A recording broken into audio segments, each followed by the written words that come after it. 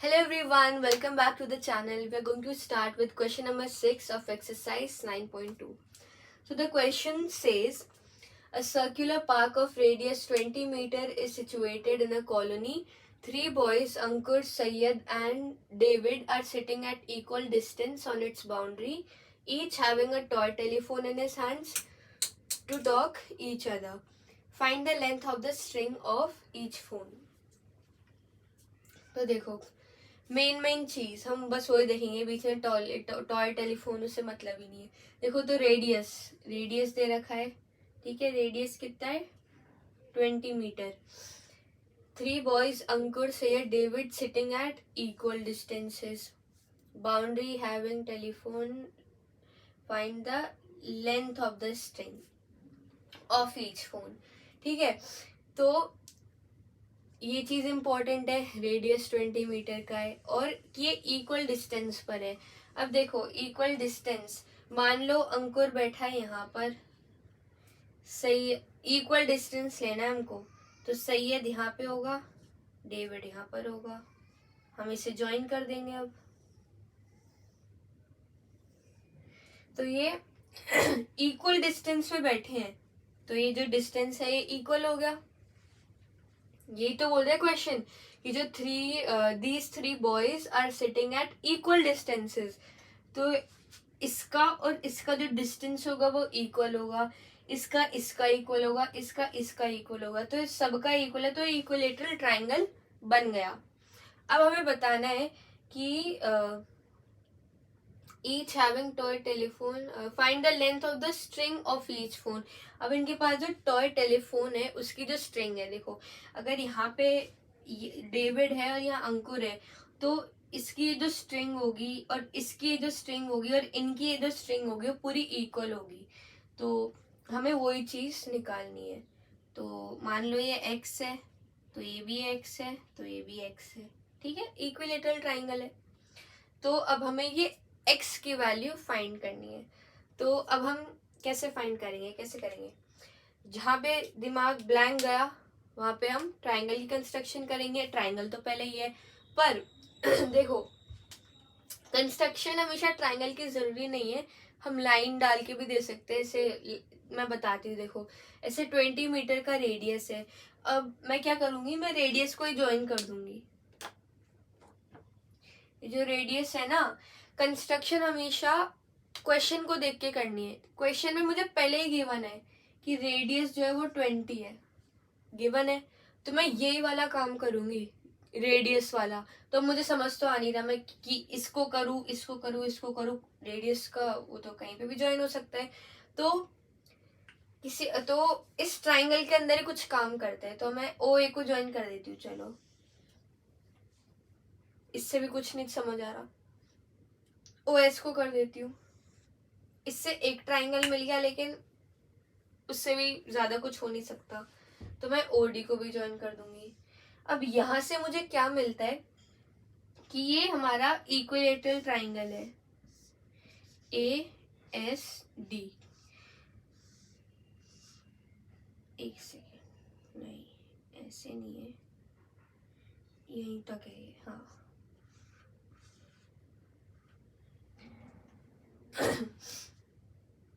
ये मीडियन है, सॉरी ये सेंटर है.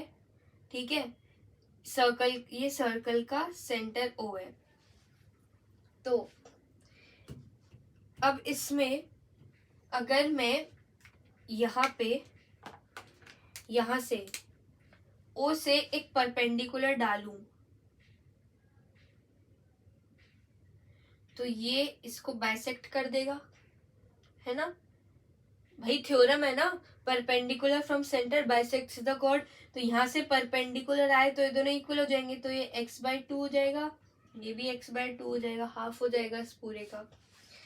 तो अब ये जो परपेंडिकुलर है यहाँ पे भी मैं बना दूंगी इसको. अलग बनाने से क्या आप ऑब्जर्व थोड़ा और अच्छे से कर सकते हो. तो अब पता है मैं यहाँ पे क्या देख रही हूँ कि ये तो इक्विलेटरल है ट्राइंगल, और यहाँ से सेंटर पे जो लाइनें ज्वाइन हो रही है पॉइंट से, वो इस सेंटर पे ज्वाइन हो रही है. तो अब इस जो सेंटर का नाम क्या पड़ जाएगा, सेंटरॉइड पड़ जाएगा। अभी प्रॉपर्टी इक्विलेटरल ट्राइंगल की ये शायद आपने 6th या 7th में पढ़ी होगी। मीडियन होता है, ऑल्टीट्यूड होता है, सेंट्रोइड होता है, मतलब ये सब होते हैं। तो फिर ये तो कंसेप्ट नहीं है, तो फीचर्स की बात हो गई, प्रॉपर्टीज की बात हो गई एक ट्राइंगल की। तो ये क्या बन जाएगा, सेंट्रोइड बन जाएगा। इक्विलेटरल ट्राइंगल में सेंटर से जब ये सब ज्वाइन होते हैं तो यहाँ वाला जो पॉइंट होता है इसे हम कहते हैं सेंटरॉइड। और ये जो सेंटरॉइड है, जैसे यहाँ पे जो लाइन है ना, ये ओ है, इसे पी मान लो, ठीक है। तो ये तो बड़ी वाली लाइन है, ये बड़ी है, ये छोटी है। तो ये जो सेंट्रॉइड है ये से डिवाइड ही तो कर रहा है। यहाँ पे देखो अलग कर दिया ना इसको, यहाँ पे एक अलग पार्ट है, यहाँ पे एक अलग पार्ट है। तो ये और ये जो पार्ट है ये एक रेशो में डिवाइड होते हैं। तो जो सेंट्रॉइड है इसे एक रेशो में डिवाइड करता है, वो होता है 2:1 का रेशो। ठीक है। तो मान लो अगर ये 2x है तो ये 1x होगी, ठीक है। x की कोई भी वैल्यू हो सकती है। यहाँ पे यहाँ वाले x की बात नहीं कर रही हूँ, y ले लो, चलो कंफ्यूज हो जाओगे मान लो, वैसे होने तो नहीं चाहिए क्योंकि ये अलग चीज है, वो अलग चीज की बात कर रही हूँ मैं। तो ये इसे एक रेशो में डिवाइड करता है। तो अगर मैं वही चीज यहाँ पे देखूं तो यहाँ पे स्ट्रेट नहीं है, एक सेकेंड, ये 20 है मीटर रेडियस, और ये एक और है ये ओपी, ये ओपी है। तो अगर ये 20 मीटर है तो ये कितना होगा, देखो ये जो सेंटर है ए ओ 20 है और ओपी ये हमें पता ही नहीं है। तो ये जो 20 अपॉन यहाँ की जो वैल्यू है x, मतलब ये ले लो ओपी, ये 2:1 है। 2:1 मतलब 2:1 मतलब 2/1 होता है। तो 20 upon OP is equal to 2/1, क्योंकि यहाँ पे जो सेंटर है इसे डिवाइड ही तो कर रहा है, सेंटरॉइड इसको 2:1 के रेशो में डिवाइड कर रहा है। तो ये हमें पता है, ये हमें नहीं पता। तो जो लेकिन ये तो पता है ना कि 2:1 होगा, कि this upon this will be equal to 2:1। अब हम क्या करेंगे, क्रॉस मल्टीप्लाई कर देंगे। तो यहाँ पे क्या होगा 20 इंटू 1 और 2 इंटू ओपी, तो 20 मल्टीप्लाई यहाँ जाके divide is equal to OP, 10 is equal to OP. तो ओपी हमें मिल गया 10 मीटर होगा वो, ठीक है, क्योंकि यूनिट मीटर दे रखी है। तो ऐसे हमें 10 मीटर मिल जाएगा। तो अब लेकिन फाइंड तो हमें x करना है, हमारा जो आंसर है वो x है। तो अब x कैसे निकालेंगे, अच्छा ये हमें 10 मिल गया, इसकी लेंथ 10 मिल गई, ये तो 20 है, ये भी 20 है, रेडियस 20 मीटर। तो यहाँ पे हाइपोटेन्यूज पता है, परपेंडिकुलर पता है, बेस निकाल लेंगे हम। अगर हम इसे x/2 ना भी ले हम तो भी निकाल सकते हैं, x/2 लेने की जरूरत भी नहीं है, क्योंकि हमें यही चीज निकालनी है। दो वेरिएबल तो है नहीं हमारे पास, हमें निकालनी SP है। तो या तो आप इसे ऐसे भी ले सकते हो, फिर इसे इंटू 2 कर देंगे, या तो फिर आप इसे ले सकते हो x/2 भी ले सकते हो, आंसर वही आना है, आंसर हमारा x ही होगा, ठीक है। तो तो गिवन है हमें circle with centre O, radius 20 metre, AS is equal to SB is equal to D A, और इससे मतलब मिलता है triangle A S D is equilateral. ठीक है, यही लिख दिया मैंने, गिवन में ही लिख दिया मैंने कि इक्विलेटरल है, और हमें बस इतना दिया है।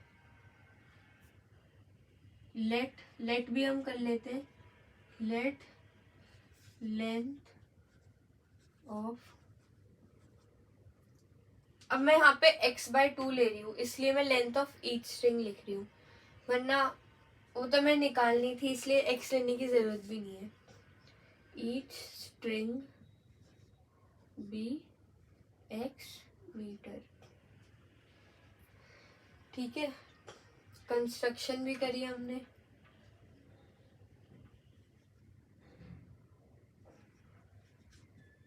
कंस्ट्रक्शन क्या करिए, join O to A, O to D and O to S.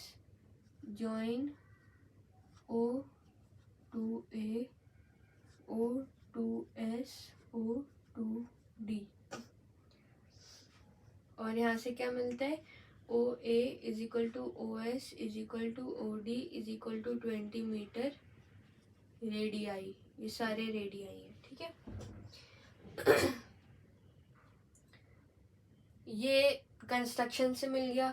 और इससे हमें क्या मिला, इससे हमें मिला कि circumcentre O is centroid of triangle ASD।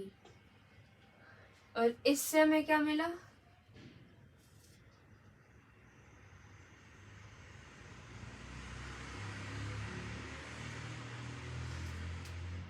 Two is to one वाली चीज मिली है इससे हमें कि इससे हमें मिला कि AO upon OP is equal to 2/1, AO 20 upon OP 2/1, 20 upon 2 is equal to OP 10 is equal to OP 10 metre. यहाँ से हमें ये चीज मिल गई। अब हम सॉल्यूशन कर देंगे यहाँ पे। मैंने ज़्यादातर जो चीज़ें हैं जिनमें मैं एक्सप्लेनेशन और ये सब मतलब सेंट्रॉइड वाली चीज़ें थी वो मैंने यहीं पे कर दी। आप चाहो तो सॉल्यूशन में भी कर सकते हो, यहाँ पे भी कर सकते हो। अब यहाँ पे एक टर्म आया सेंटरॉइड, सॉरी सरकम सेंटर। हमें सेंटर पता है, सेंटरॉइड पता है, सरकम सेंटर क्या होता है। देखो ये जो सर्कल है इसका सेंटर है, तो सर्कल का सेंटर इसे आप सरकम सेंटर भी बोल सकते हो। जब यहाँ पर देखो यहाँ पे एक और शेप है ना, इसके अंदर ट्राइंगल भी है, इसके अंदर एक और पॉलीगन है, तो फिर इसमें कंफ्यूज नहीं होने के लिए यहाँ पे इस सेंटर को सरकम सेंटर बोला गया है।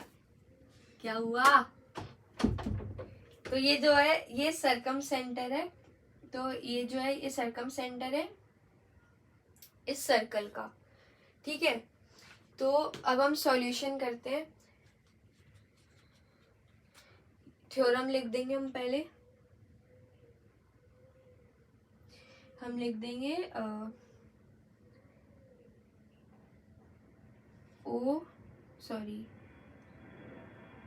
SP is equal to PD। SP is equal to PD क्यों, line from center bisects the chord।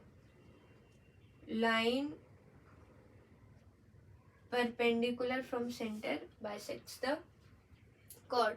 तो SP is equal to PD। ठीक है, इसको हम ले लेते हैं। अच्छा, यहाँ पे हमने इस पूरे को x लिया है इसलिए x/2 है। ठीक है, तो this is equal to x/2, ठीक है। अब in triangle SOP using Pythagoras theorem,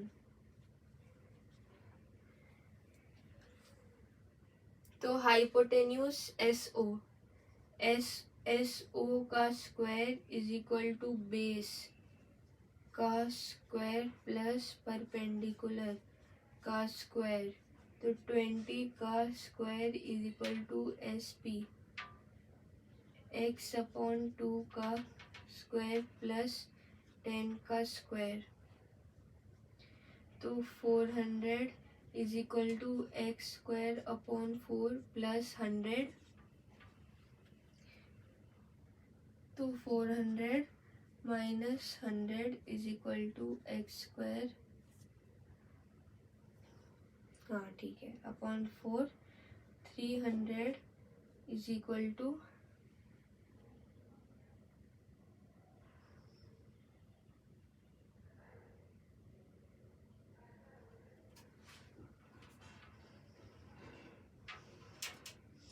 इसको मल्टीप्लाई कर देते हैं यहाँ पे,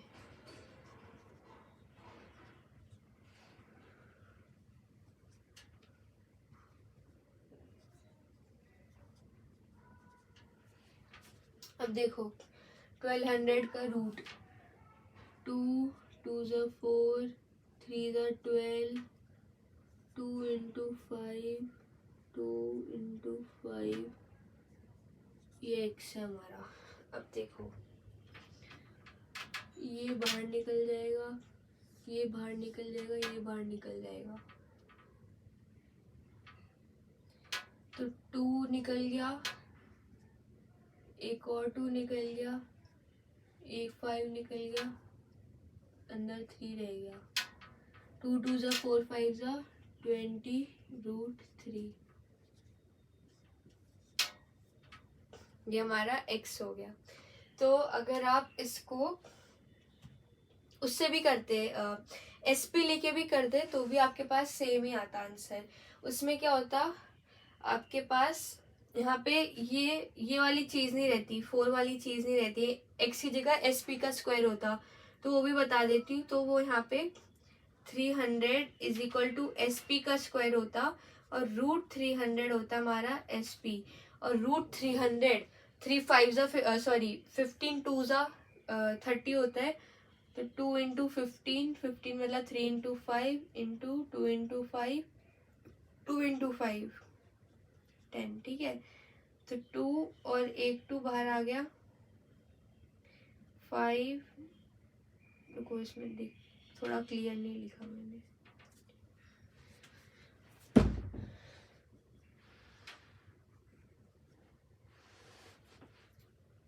टू 15 या 30,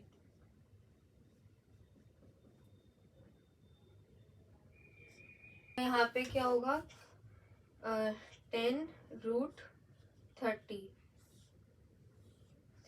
तो ये हमारा SP आता। अब आप देखोगे कि यहाँ पे SP अलग है, यहाँ पे SP अलग है, क्यों? क्योंकि अभी आंसर यहाँ पे कंप्लीट नहीं हुआ है। x जो है इसको हम SP में डालेंगे यहाँ पे, तो SP is equal to x/2, x है 20 √3 अपॉन 2 10 √3 SP का ये आ जाता है। अगर मैं आपको इसके हिसाब से लेके चलूँ तो, क्योंकि फिर आप सोचो यहाँ पे 10 है, यहाँ पे 20, आंसर तो यही है, यहाँ पे खत्म हो गया हमारा आंसर, यही है। लेकिन अगर आप SP डाल के करते तो आपको ये चीज मिलती कि 10 √3 आता, फिर आप इसको इंटू 2 करते, फिर आपको 20 √3 मिलता इस वाले केस में, ठीक है। वरना आंसर हमारा यहीं पे खत्म हो जाता है। 20 √3 is the answer. So with this we have completed our exercise 9.2. Like, share and subscribe the channel. Thank you.